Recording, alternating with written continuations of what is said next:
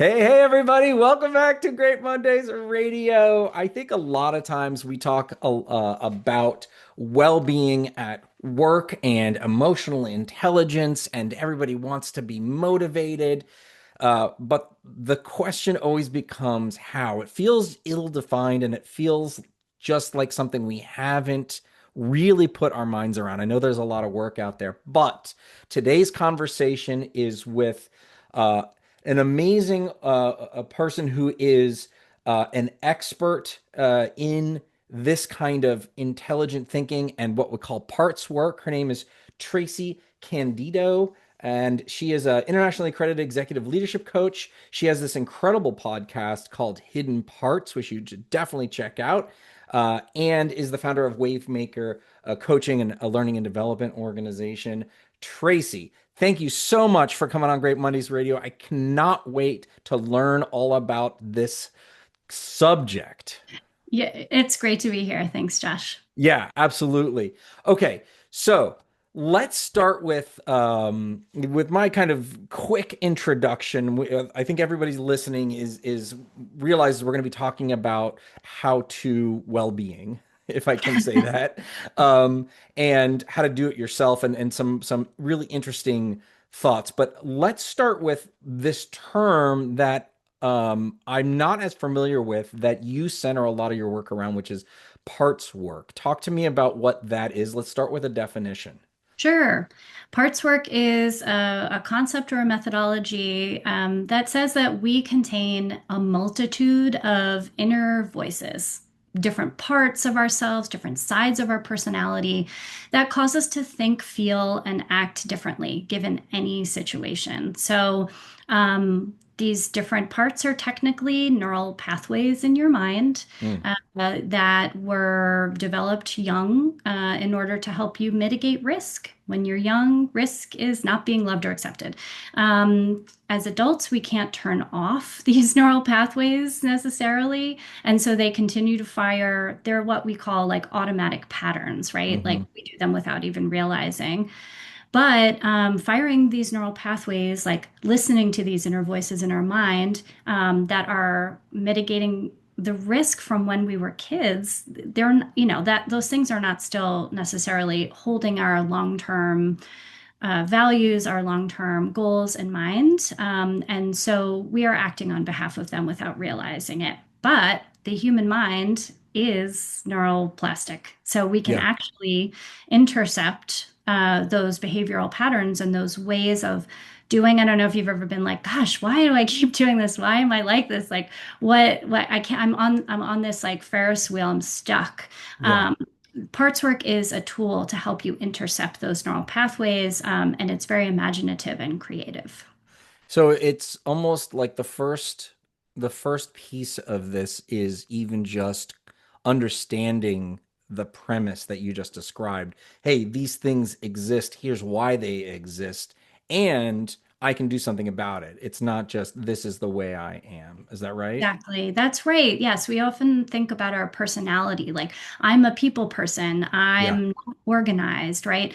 Oh, Um, I'm an introvert. I'm an I extrovert. mean, exactly. And it's really not the way. Neuroscience tells us that we actually have many, many sides to ourselves. And when my clients hear it's not you, it's a part of you, the relief that washes over them is immense because then they're like, oh, okay, now I can do the things I want to do.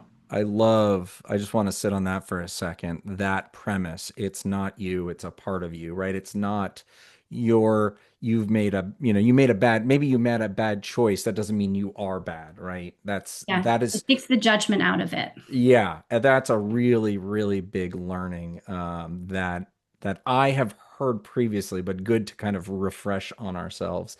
Now, I think probably for a decade, and we talked before we started recording that mental health and well-being is a topic that is on the rise, and we've been thinking. I mean, I think businesses, humans have been thinking about this for a very long time. When we think about well-being or talk about well-being in terms of, well, maybe it's the same. I don't know if at work or not. I'm trying to just center it on kind of the work life. What are we what should we be thinking about? Because I feel like we always are like, hey, we just need to, we need to have a, better mental health, right? And I'm going to give you a subscription to the meditation app. That A has gym been membership. insufficient, clearly. What are, how should we be thinking about well-being, mental health, etc.? Yeah, yes, that's such a good question. Um, I think, well-being is something to consider in this way. It is a practice of working to stay regulated on a daily basis so you can do the things that you want to do. And to me, that looks like clarity on what you want to do. Oftentimes in organizations, we have our goals set for us, right? So feeling aligned to feel motivated to work on those goals. But also to understand what connection looks like for you, connection to yourself, being self-aware, being connected to others, Mm. collaboration, and then feeling the confidence to move things over the finish line. To me, that feels like well-being where you're regulated, you feel competent, and you feel like you're drawing meaning from your experiences. Regulation, drawing meaning from your experiences. And would you say that it starts with that? Would a useful way to start, if, because we're talking about a lot of different things, right? Would step one be, let's think about connection? Is that a good, should we start there? Should we push our conversation forward through that door? Yeah, connection's a good place to start. We had talked about maybe talking about starting with connection to the self. Yeah. Um, and that's kind of what I mean about clarity on, how you're aligned with the goals set out before you. And oftentimes that's about understanding what, personal motivation is, your personal values, and connecting with the self, and connecting with yourself and developing greater self-awareness is, I think, that first step. Parts work does that for you by understanding, again, like what your behavioral patterns are, but also what's important to you and what your strengths are and how you want Mm. to center them more. And so then how do you want to rise to the occasion to meet that goal? So it really does start with connection to the self. We started by talking about how our brains are plastic and things can change. I'm not necessarily introvert or extrovert. Um, but you're talking about what are my values, and are those core truths that aren't fungible? Hmm, fungible. Um, I think values are they're not beliefs. They are undeniable. Truths might be a good word for them. Okay. They are the driving forces behind everything we do. The things that we can undeniably, or we undeniably want to center, whether we do or not, that's That's the next thing, emerging. right? Yeah. Yep. Yep. Right. But, sometimes those values can be in conflict too. I mean, I have a value of adventure and I also have a value of comfort, physical comfort. And so even getting even more detailed about what those values really mean to you, in what Mm, circumstances. So yeah. yeah, those are kind of the truths that are core driving forces for you. So do we have to, or do you advise to that you need to define your own truths in order to connect to self? Is that how we do that? There are many ways to do that. And Okay. bringing back parts work again too is oftentimes we are feeling like stuck. Yep. We have a conversation that won't go anywhere. We Yep. have a team member who is just, we're just like, why? They're not changing, and we're giving them feedback, and we're not changing. You might feel purposeless in your work, whatever it is for you. Parts work is an avenue in because it's saying what part of you is driving the ship right now, Mm, And mm. somebody might say, well, I'm feeling really afraid of if give this person any more feedback, then I'm going to be, I don't know, people pleasing, for them or caretaking for them or the opposite, or I'm going to be micromanaging, whatever it is for you. And so then we explore that. Okay, like what is that voice telling you inside of you, right? Because we all have these like log lines that we have for ourselves. I'm to Mm, this, I'm to that, I'm not enough of this, I'm not enough of that. And we explore what is getting in the way of, that there's an inner conflict often where we feel of two minds, that cognitive dissonance where we end up getting stuck because we can't make a choice forward.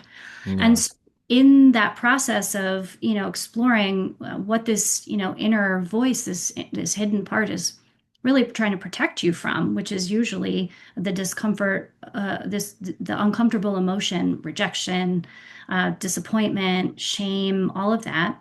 Then we start to explore, okay, well, how do you want to show up? And that's where the values start to show up is Uh, I want to show up as a confident person here, and so like, okay, well, let's unpack confidence and what values are connected to that for you.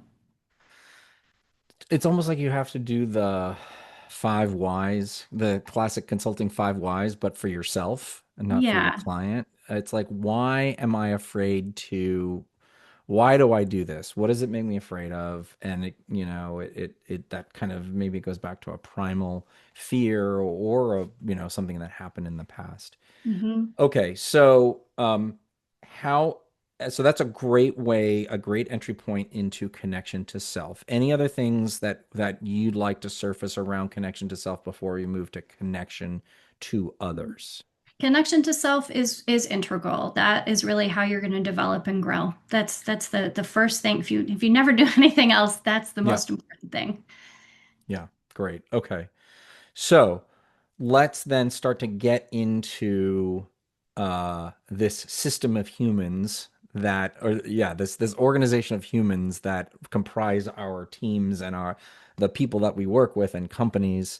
How would you? What is the ideal state? What are we looking for when we're thinking about connection to others? What does that mean? Yeah. I think connection to others is vulnerable and trusting. It is fun. It is joyful. Mm, Get oxytocin from it, right? mm, Oxytocin fuels creativity. It fuels innovation, and creativity and innovation fuel hope, and that's what we all want to be feeling. Uh, mm-hmm. so that is what connection is to others, in my opinion. Yeah. So there might be some folks listening now shaking their head or rolling their eyes, right? Like, whoa, you're asking me to look to my colleagues to supply this good feeling, creative oxytocin. What, how do we get to a place of this? How do we connect to others? I'm so glad you asked that. Emotional intelligence, Josh. It always comes back to that for me. We build emotional intelligence by not only becoming self-aware and connecting to ourselves and what we want and who we are, and our obstacles, but also through. I just lost my train of thought. we Right. Through emotional intelligence of, I wonder what just brought me off topic. That was weird. I was just thinking, I'm getting so much oxytocin from our conversation, and I feel flooded with it right now. I'm just like in the love zone. Yeah. Yeah, all to say basically, emotional intelligence is the opportunity for us to regulate ourselves enough to not be reactive in those conversations. Like, and Oh, yeah. when we're involved, right, and it can get volatile, it can get uncomfortable. We have our own behavioral Mm. patterns in relationships. We ice people out, we turn away, we don't say our truth, right? And so we're not being vulnerable, we're not being honest, and we're not building trust.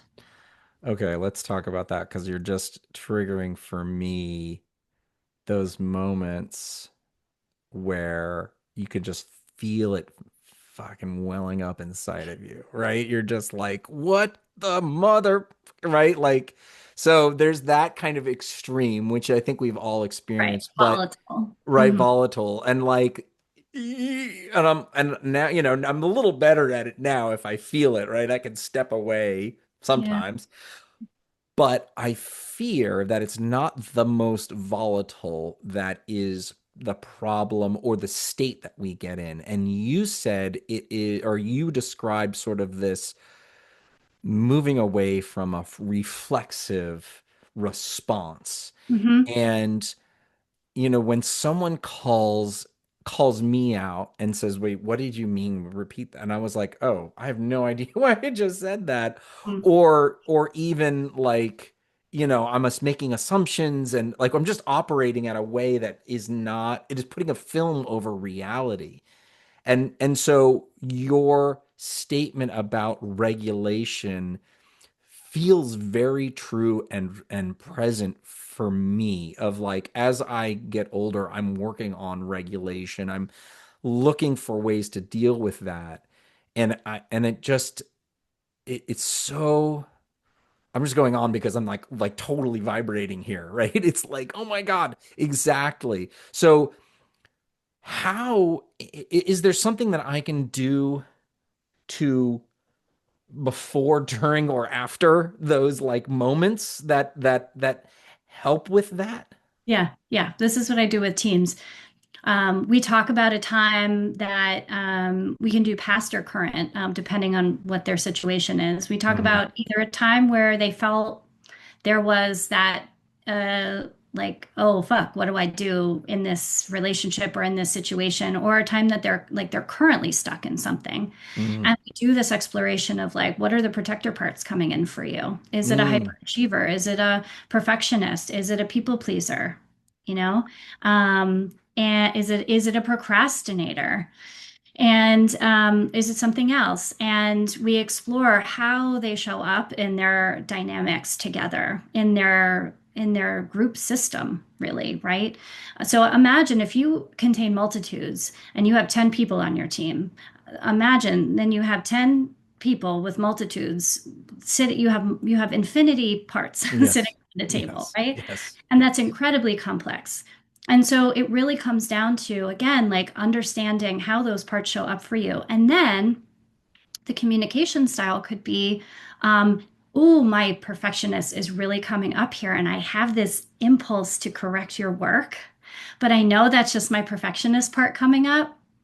And So then giving space to you're hear. admitting to it to everybody. So you have a conversation beforehand and you're saying, "Oh, Tracy's got this perfectionist aspect to her. Hey, I have this perfectionist aspect to me and it might come up." Right. And so it's almost like a emotionally intelligent version of, I'm just being the devil's advocate, where it's like, Oh, "Hey, I yeah. feel this impulse." And we've talked about this, right? So it's Yeah, but not just, right? being the Like, devil's advocate is passive aggressive. I feel like this is super I mean, and maybe that's not even what you mean. You're just like coming up with like a catchphrase. yeah, yeah, right. It's Yeah, it's yeah. it's a way of identifying a persona or something. Yes. Strike that from the record. Please Yeah, striking continue. from the record. We're not, yeah.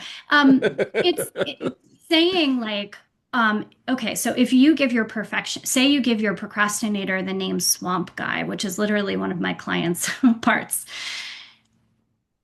it becomes super fun and I think kind of funny when you're like, oh shoot, Swamp Guy is like on 11 right now. Yep. Okay, like we need to talk about this. Like, who do I want to call in now? I want to call in like casual creative dude who is like, his name is like Chance, and he's like, hey bro, everything's okay. I don't know, I'm just making this Yeah, up. yeah, yeah, yeah. I Um, get it. but like, it really is about, and that's also how you build trust, is you see other people kind of going through it too. It's super vulnerable. And I'm not saying it's easy, right? But we start very small where we have these conversations about how it shows up for you and then how you want to be using it as a tool for everyday Can I ask your um can I ask for a piece of advice maybe, or I'm just curious Sure. about, you're talking about going in and talk on like teams of 10, and my immediate response is sure. some of those folks will be willing to lean in and play this game. But what if they don't cop to it? How do you build? I think the answer is building that trust with that team. Hmm. And so my question is, how do you build trust? But you can challenge that too. From my experience, it's gaining that trust. But Hmm. how do you do that? And so that, and what happens when someone is not copping to that? Like they're Hmm. like, oh, I'm too, right? They're too in their grooves. Yeah, they're resistant. Um, Two answers to that. One is, are you talking about this being a working agreement as part of the culture of your team? And going back to that, that's one of the outputs of this work that I do with teams is at the end of exploring all the parts, calling forward their centered part, their inner champion, and saying, okay, now that you're wearing your inner champion hats, what working agreements do you have for, building in emotional intelligence into your Mhm. your day to day? So to me, it's about culture. Are they I don't like the word fitting in, but like, are they why does it not feel safe to try for them? That would be, I think, the bigger question. And then what do they want, right? Because it's all about the team has to agree together. It's about Yeah. consent and alignment. And so that I think it's a deeper question about that. And then also individual coaching. Yeah. Like I always say that really because it always goes back to you personally and To your whole self, inner. right? Yeah, Yeah. Yeah, yeah.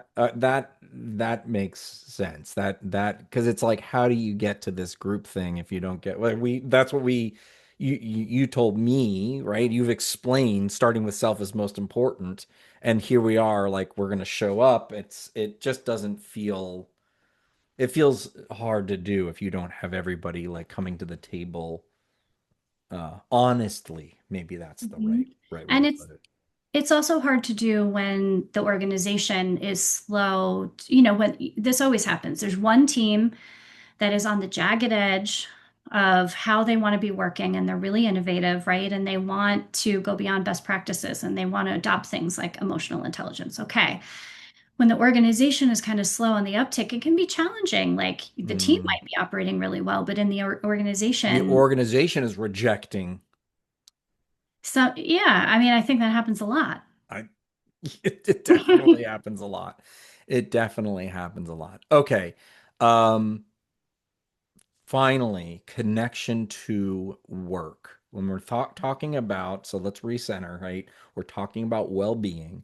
We're talking about emotional intelligence, yourself, what drives you and what are your past experiences. Then you're talking about showing up, I contain multitudes, swamp man versus, chance and all the Yeah. different aspects. And uh, having a working agreement, talking with one another, explaining that I'm not always an introvert or I'm not always this or that.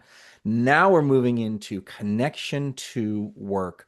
Talk to me about how that happens and how that becomes part of this comprehensive package of well-being. Yeah.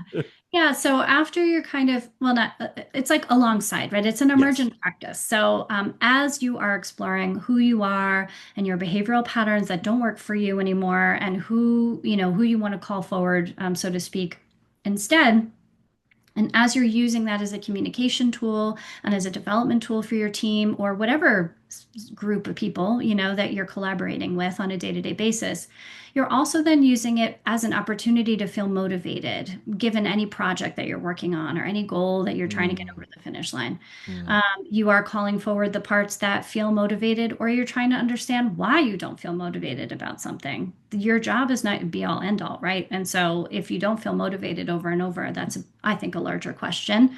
If you are feeling connected to other folks on the team, maybe there's an opportunity where that person's inner champion with the strength is the one that is going to um, be more of a upfront leader, or a leader from the side or behind, mm. however you're organizing that. Yeah. So leaning on others as an opportunity to get projects over the finish line.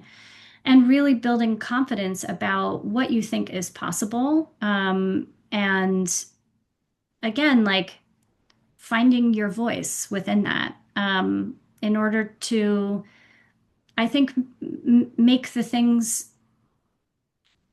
in a way that really serves your, like it all comes back to well-being. Like I have a client who works for a huge tech company, and is finding themselves in a management role and doesn't want to be there Hmm.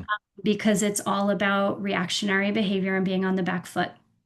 And they are a creative person and they want to be proactive and they want to be building, right? And they love building tools to help people and they're so good at it.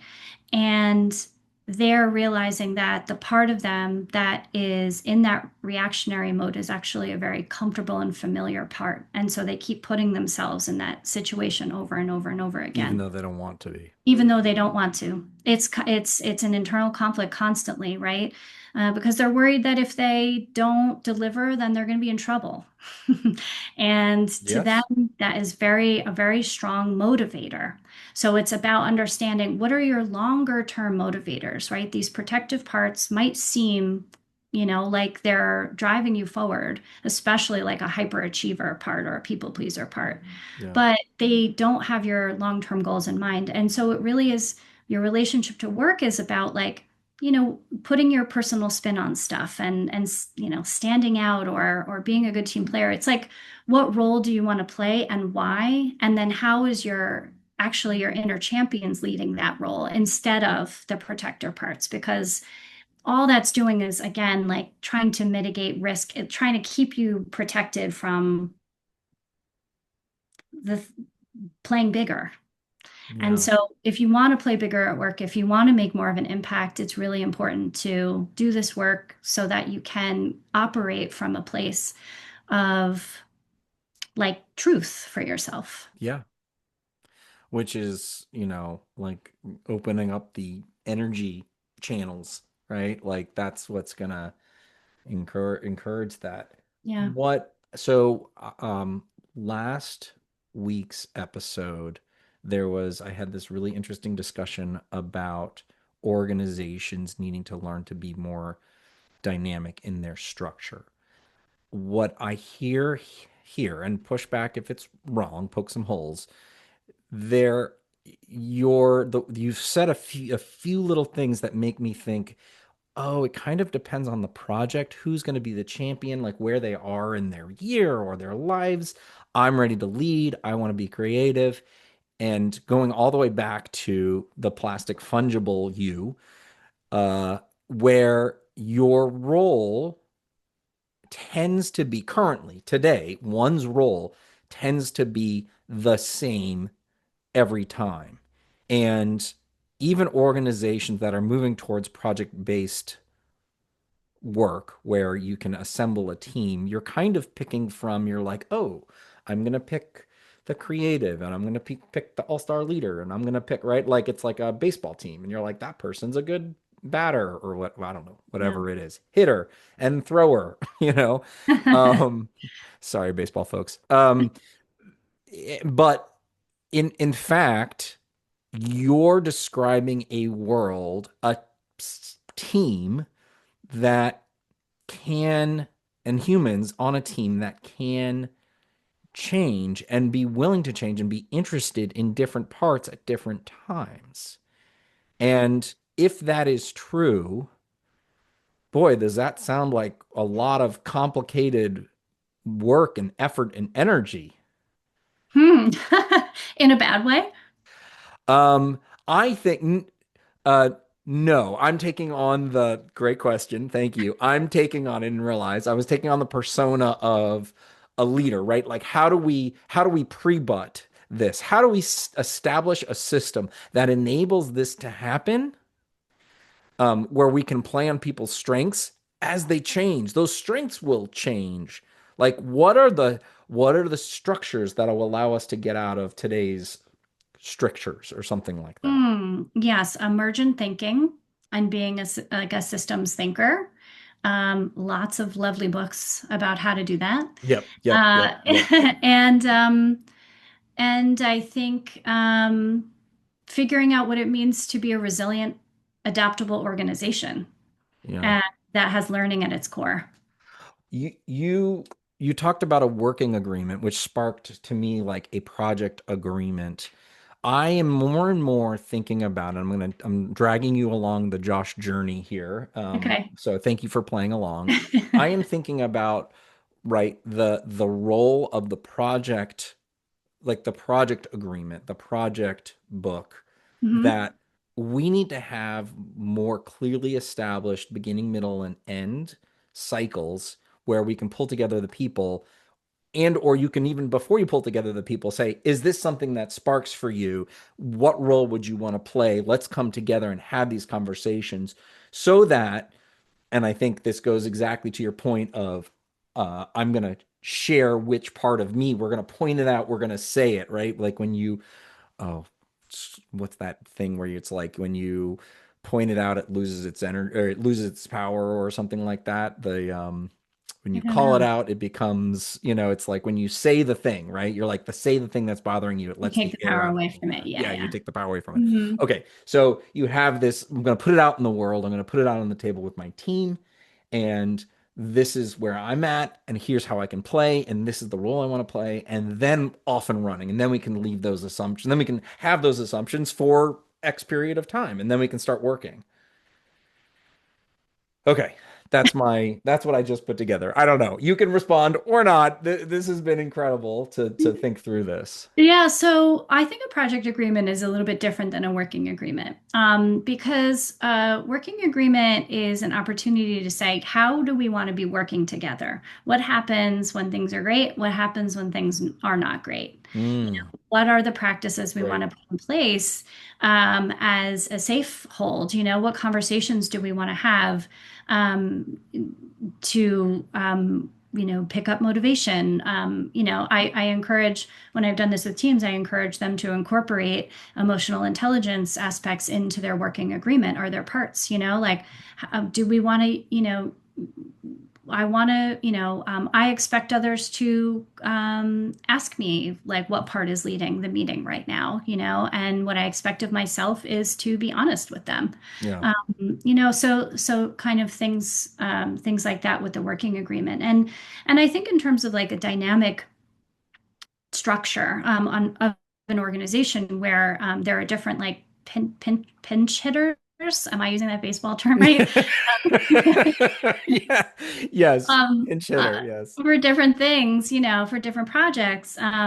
Parts work comes into this too in order to build confidence, right? Because you might really see, as a leader, you might see something, you might see a spark in someone, but they might not see it themselves. And this is where like imposter syndrome comes in, where someone's Yeah. like really lacking the confidence. They have the skills, but the confidence is just as important. And Yeah. so, how do they build the confidence? By, again, calling in these inner champions and having them lead the task.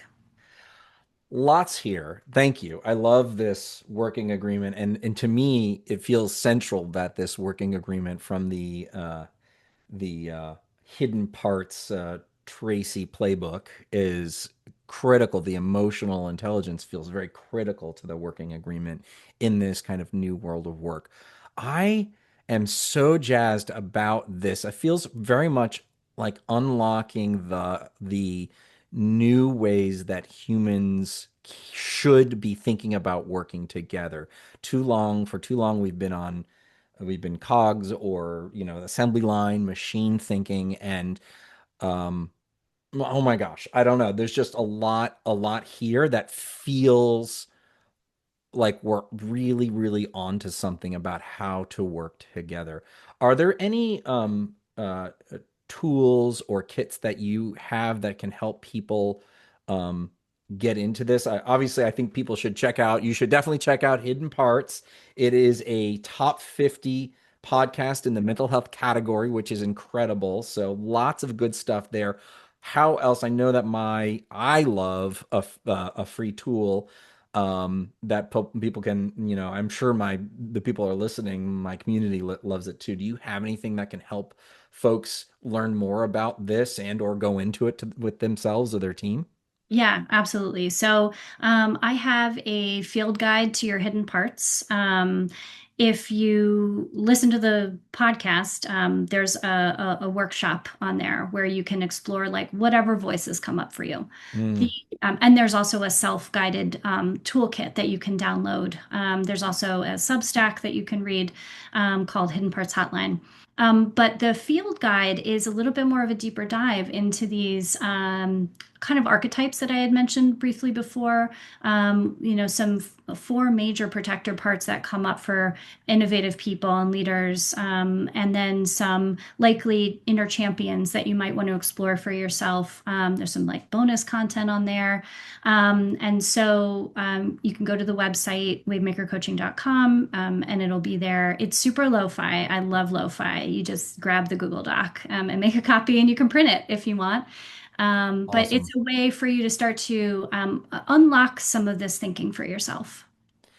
All right. So I'll just repeat that. You can find these toolkits and the field guide to hidden parts at wavemakercoaching.com. Tracy Candido, amazing. This has been so energizing and just just mind opening. I really love your what you're thinking about, how you're going about it, and some of the, just even the flavor of it all is so compelling and really different, and I'm just so grateful that you were able to come on Great Mondays Radio and share a little bit about your work. Well, thank you, Josh. It's been such a wonderful like time to be exploring emotional intelligence in the age of AI, and how we stay human and how we stay connected to ourselves. I've loved this conversation. Thanks for having me on. Yeah, the right thing at the right time. Yeah. Awesome. Thank you so much. Thanks, Josh.